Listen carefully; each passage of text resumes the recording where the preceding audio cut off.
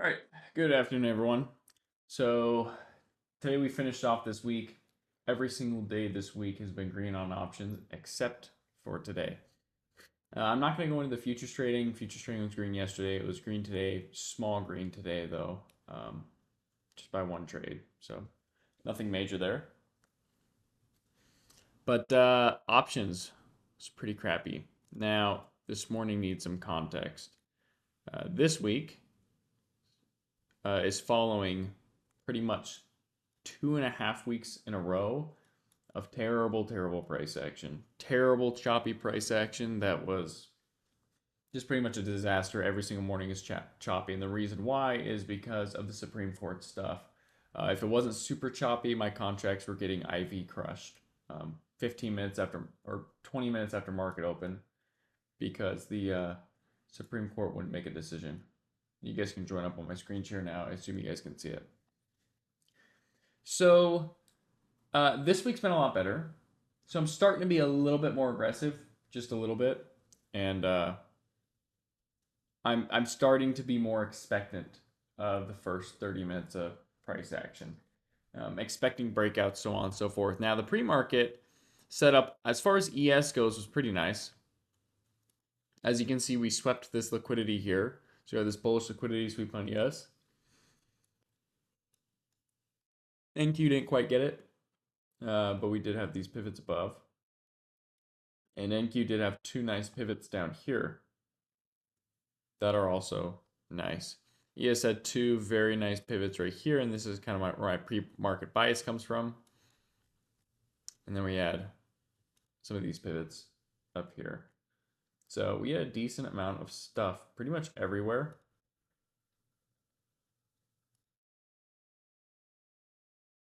Just everywhere. And this is what I was working with. So my pre-market bias was neutral on NQ, but bullish on ES to these two pivots here. And we opened with decent momentum, and I actually filled calls half size here. Now, this was kind of my first error of the day. Didn't start off super strong. It was a fine trade. There's really nothing wrong with this trade, except the fact that I could have waited a few extra seconds. As it started pulling back in the selling wake, the candle just hit the 10-second mark to close. So 50 seconds of the candle has passed. And if I waited just a little bit longer, I would have not entered on this candle. Now, I did end up entering on this candle. I got a little bit better of an average. And I filled the SPX calls because it looked like during the candle, SPX was actually flipping stronger. But that was something during the candle. You can't really see it right now. A little tired as we'll go for my nap. But I should have entered on this candle here. And it should have been on the NASDAQ. So that's the first thing I changed. NASDAQ is stronger. We validated majority of the drop. ES has a validated majority of the drop. Nice pivots above. The supply isn't really huge. It's a small 30-minute and a 45-minute supply. This whole thing's a descending Browning wedge, and we swept buy-side liquidity on ES. Looked really good, but this is the trade that I was in. And starting out today rough because it did end up stopping out. I stopped out on this candle here. Now it was half size, so it wasn't that bad. I took a 22% loss. I don't think I typed that in the chat, but I sold it 2.1, I believe. So I took a 22% loss right off the bat right there. That's a bearish liquidity sweep on NQ. Now, I was tempted to enter here. I didn't quite enter here because I'm thinking I'm going to re-enter this trade.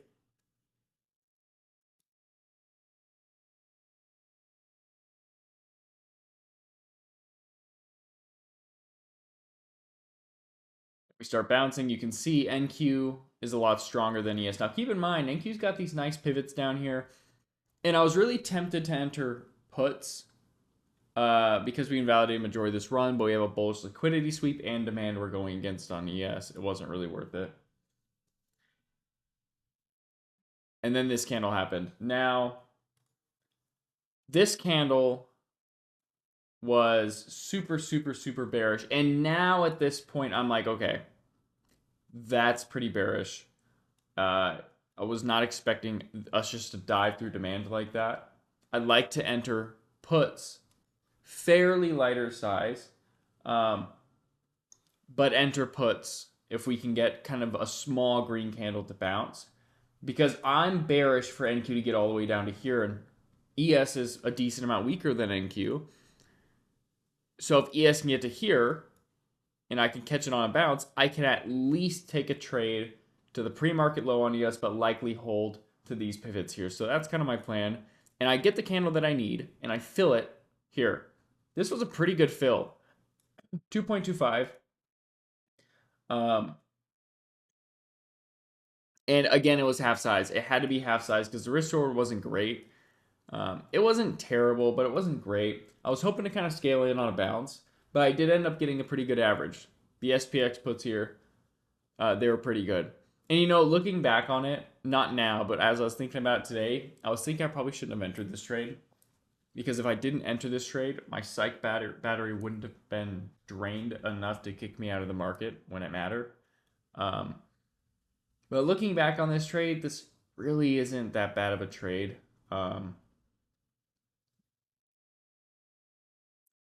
Really, I should have waited if there were two candles to bounce. Yeah. Yeah, looking back on it, it's a fine trade. I mean, it was green to red. I was up like 30% on the trade. Like, it was up really nice because I caught pretty much the top of this candle. Um, but, going against the liquidity sweep and the demand, I get the temptation because it's super weak, dumped and invalidated a majority of the move. And I'm bearish. I'm pretty bearish for NQ to get down here. I should have waited for two green candles because if we can get two green candles, something like this, and then come down, I have a small head and shoulders here.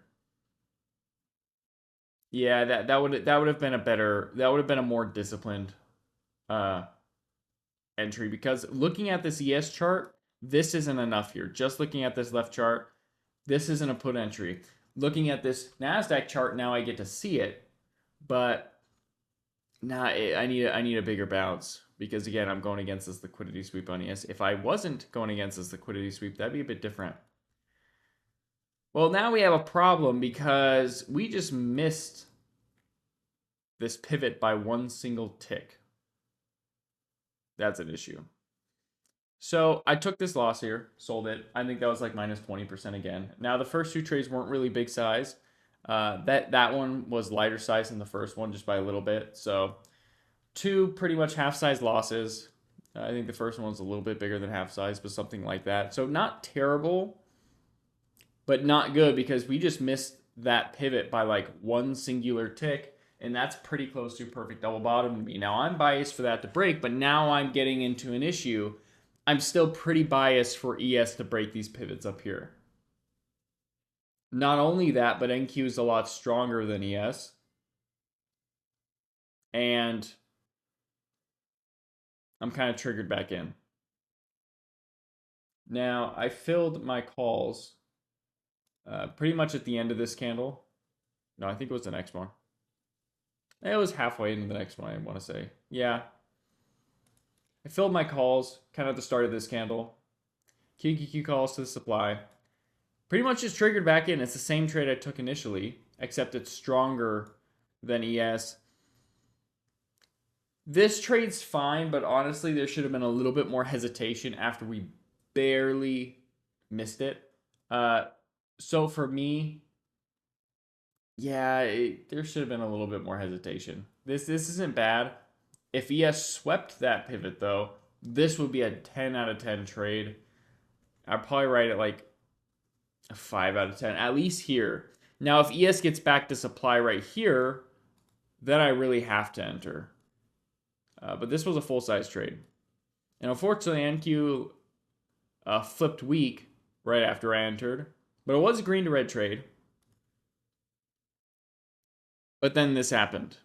So you can tell that this market, this open was freaking terrible. It wasn't just a bunch of mistakes. It was freaking terrible. Really, only one of these trades was avoidable, and it was this one here. This one might have been avoidable, but it's tough because now we have these two pivots right here. Honestly, that trade's fine. The last trade was the avoidable one. But we dump, and not only do I stop loss, but triggered back into puts because I need to be in puts because ES practically has a perfect double bottom. So it's like another 20 something percent loss. And I fill puts here. So that's 3 losses in a row. 3 losses in a row right out the gate. And we are opening with compression. Now keep in mind, I haven't seen an open like this since last week. And last week was just a bunch of them. So I'm still under the impression that this market's going to break, right? Because that's what it's been doing this week. The SCOTUS stuff, the Supreme Court stuff is done with until February. I think like the second week of February, something like that. The first week, I don't remember. So that's the impression that I have. Whereas the last couple of weeks, even though they've been terrible, minus like a couple days with a bunch of losses, I'm under the impression that it's going to keep, it's just going to be a bad morning. And I'm just not going to get anything. So I would sit out a lot more of these trades, but I'm not under that impression based on how the market's moving today. And now I'm getting screwed up because, we're sitting there compressing. The market open is supposed to be volatile. It's compressing right out of the gate, which is freaking terrible. But I entered this trade. Once again, green to red. And by this point, NQ looks bullish. It is pretty strong. And this was a full-size trade as well. And I have to stop out on this candle here. Was it this candle? No, it was the open in the next candle. Right when the selling wick invalidated. Yep, here. So I had to stop out again. Now that's 4 losses in a row. And now my psych is deteriorated to the point where I'm unwilling to take another loss. Because if I enter calls here and it stops out, I have to enter puts again. And if that happens, I'm not going to be willing to take that loss, right? Or it's going to start being an issue to where I might not honor my stop loss. I might be tempted to average down. Now my psychology deteriorated because how often do I start out 0-4? Like that's happened twice in the last year, right? And the last time it happened was just an 0-4 day. It's happened like twice in the last year, so it's a rare thing. So I sat out, and I was still really bullish for this to break if we get to this supply. I was surprised that the supply was acting so strong. And I even said right when I stopped trading, I'm like, this is bullish here. I would enter, but I can't. I'm unwilling to lose at this point. So I have to sit it out. But watch it finally break to the upside now that the market's pretty much shaking me out of it. Sure enough, that's exactly what happened. And that was hard to sit through. That was pretty hard to sit through.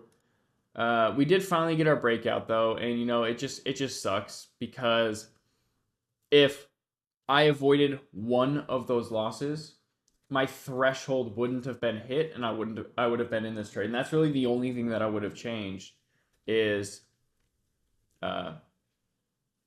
really this. Either or, but there's no way I would have avoided both of these trades. The puts here on SPX or the calls here. One of them I would have entered for sure. I'm kind of leaning a little bit more towards the puts. That's a trade that should have been avoided. But if either one of those trades were avoided, if I were just a little bit more conservative, I still would have started off 0-3, but my psych wouldn't have been deteriorated to the point of not being able to get in to this run. And this would have been at least a 60 to 70% gain right here. It would have been pretty nice, right? And that would have covered most of the losses if that happened, because I would have had 2 half-size losses and a full-size loss, averaging roughly 25%, and then 160% gain. I mean, that might even flip the day green or break even. So that's what should have happened. What should have happened statistically speaking is this should have swept this pivot here, especially after missing my only one tick. That should have swept the pivot there. And if it did sweep the pivot, this would have been a solid green trade. And this would have been a solid green trade. My morning would have been really bright green. So it's not just a bunch of user error. It was also horrendously unlucky. But that's just kind of the way it goes. But I took the break. We broke to the upside. Also, I was waiting for news, right? News was a big thing. We had news coming up at 8 o'clock. Another reason why I didn't enter, because I knew this news was coming up at 8 o'clock my time, 30 minutes after market open. And not only am I physically or mentally feeling and psychologically feeling unwilling to take a loss, but I'm not willing to use the rest of my psychological battery on entering right before news. So that was part of that reason as well. And we also had PMI at 745, which didn't really do anything. But now NQ is broken to the upside, and I have really nice pivots up here. Really nice pivots. This one, this one, this one. Look how strong NQ is. This is beautiful. So I end up deciding to take one more trade. This is a trade I'm willing to lose on. And, I don't really like finally filling calls all the way up here at high of day. But you know what? It's so much stronger. There's such a large liquidity cluster here with these pivots that I'd love for it to sweep. This is kind of what I'm looking for. And I end up filling at 803, but scaling in, right? I can't go full size all the way up here. I need to save buying power. And I did end up scaling in on the pullback. So started great, added to this candle a little bit. And then we did drop pretty much to my stop loss. And I told you guys, like, I don't want to add because this was bullish consolidation. It fell too hard. I'll add if this drops and validates. And then I added a little bit more here. I was starting to be pessimistic. Didn't really think it was going to work once this happened, but it was still bullish consolidation. It ended up working beautifully. And that was a really big win because the IV cooled off during this consolidation and then it shot up really hard. So that ended up being a 70% gain.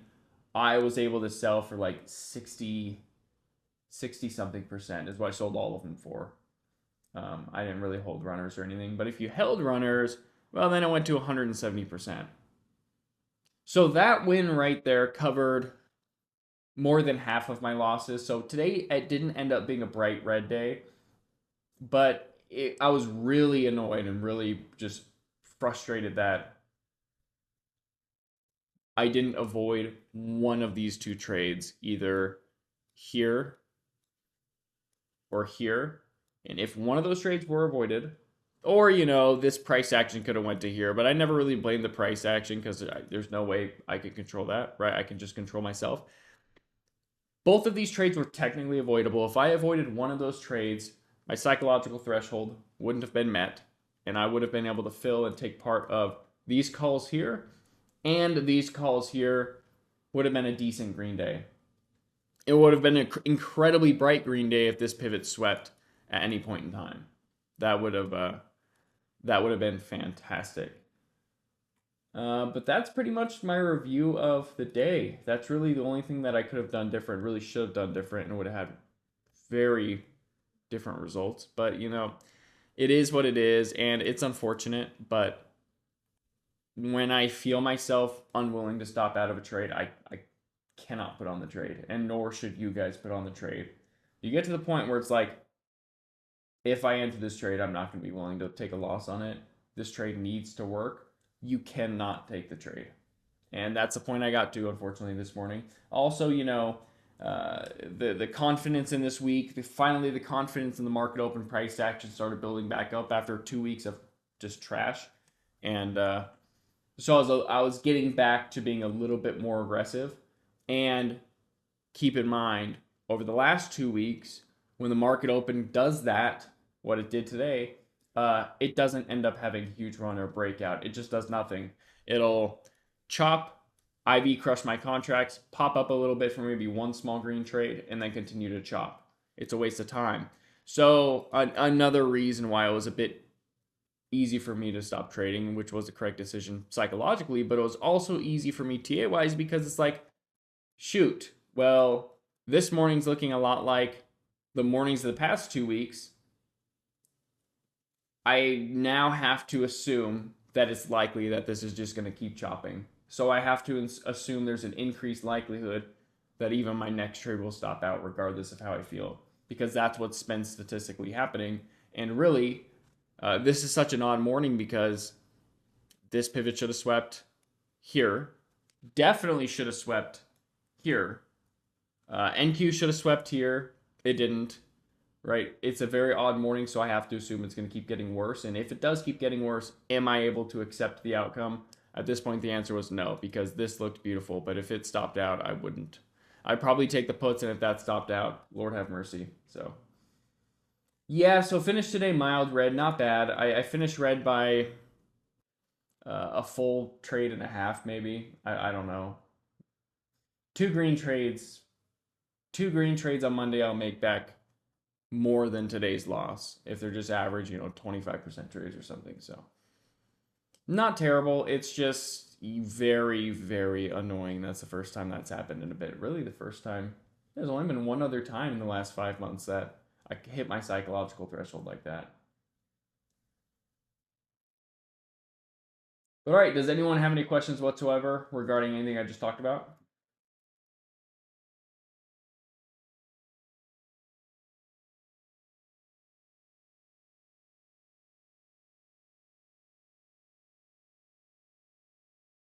People typing.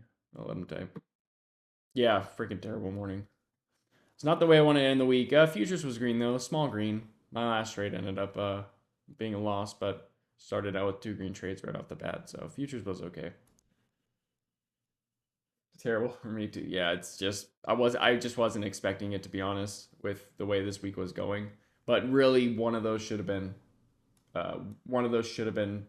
avoided, and that would have changed it completely. So moving forward, uh, I'm gonna trade a bit more conservative until I get at least 2 weeks of the market just being nice at open. Then I'll go back to being more aggressive. Um, but we got the Supreme Court stuff coming up in February, so we will see how that goes. But all right, sweet. Well, I will save this recording. I'll upload it to YouTube real quick, and I will see all of you beautiful people later. If I don't see you at some point this weekend, we'll be back on Monday, bright and early, for hopefully a bright green week. I finished, regardless of today, I finished green on options and light green on futures this week. It was red on futures for like 3 weeks in a row. So the trend is starting to change, and we'll host another huge strategy session for the part 2 of that early next week, Monday or Tuesday. That's what I plan on. When are the study session lessons going to be uploaded? You mean the strategy review we did yesterday? I got to edit that, but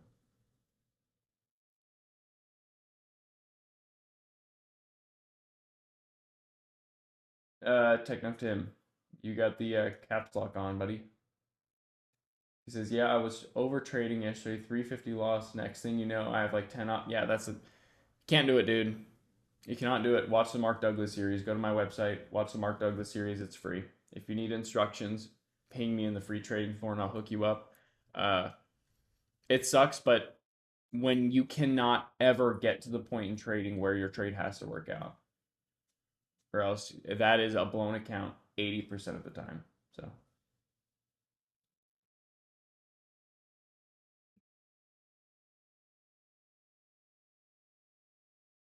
5 a.m. 5 a.m. It shouldn't be 5 a.m. The study session's at 8 p.m. Are you on the other side of the world to me? Because those are 10 p.m. Eastern, 8 p.m. my time. Oh, you're on the other side of the world. Okay. Yeah, those study sessions, those aren't lessons. We watch. So what we do for those study sessions to prepare our psychology for the next day is we head over to my Bryce's psych lessons channel, psych course, and we watch one of the lessons from there or some Mark Douglas stuff. So we just watch a lesson together. I don't teach a new lesson for that. So there's really nothing to upload. Yeah. So, all right, sweet. I'll upload this. You guys have a blessed weekend, and hopefully next week I can perform a little better. See you guys later.